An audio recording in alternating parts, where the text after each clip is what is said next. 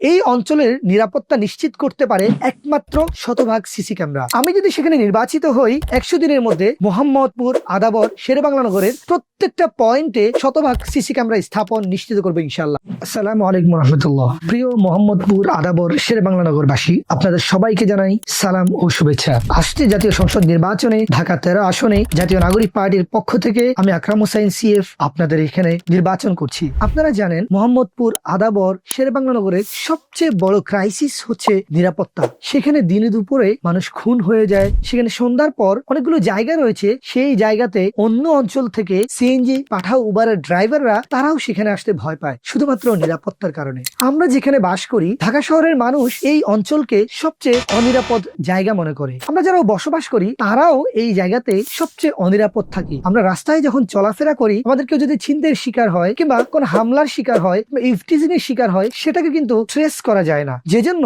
এই এলাকাতে ক্রাইম কমানোও যায় না। মোহাম্মদপুর থানা, আদাবর থানা এবং শেরেবাংলানগর থানা, 3টা থানা থাকার পরও পুলিশের লোকবল যারা রয়েছে তাদের পক্ষ এই বিশাল অঞ্চলের প্রতিটা পয়েন্টে নিরাপত্তা দেওয়া তাদের পক্ষে সম্ভব হয় না। আমি মনে করি এই অঞ্চলের নিরাপত্তা নিশ্চিত করতে পারে একমাত্র শতভাগ সিসি ক্যামেরা। আমি যদি সেখানে নির্বাচিত হই 100 দিনের মধ্যে মোহাম্মদপুর, আদাবর, শেরেবাংলা নগরের প্রত্যেকটা পয়েন্টে শতভাগ সিসি ক্যামেরা স্থাপন নিশ্চিত করবে ইনশাআল্লাহ। আপনারা জানেন পৃথিবীর বিভিন্ন শহরে এই সিসি ক্যামেরা স্থাপনের মাধ্যমে ক্রাইম রেট অনেক বেশি কমিয়ে আনা হয়েছে। আমি সৌদি আরব, দুবাই, আমেরিকা সহ বিভিন্ন দেশে আমি ঘুরেছি, আমি দেখেছি শুধুমাত্র রাস্তায় সিসি ক্যামেরা দিয়ে কিভাবে ক্রাইম রেট অনেক কমিয়ে আনা যায়। আমরা যদি এই অঞ্চলে সকল রাস্তায় শতভাগ CCTV ক্যামেরা স্থাপন করতে পারি তাহলে কেউ ছিনতাই করলে তাকে যেমন ফাইন্ড আউট করা যাবে, তেমনই ভাবে কোনো অপরাধ করলে তাকে কিন্তু ধরাটা পুলিশের পক্ষে সহজ হবে। এই এলাকায় শতভাগ CCTV ক্যামেরা স্থাপন করে যেই অঞ্চলকে মানুষ বাংলাদেশের মধ্যে সবচেয়ে বেশি অপরাধ প্রবণ জায়গা মনে করে,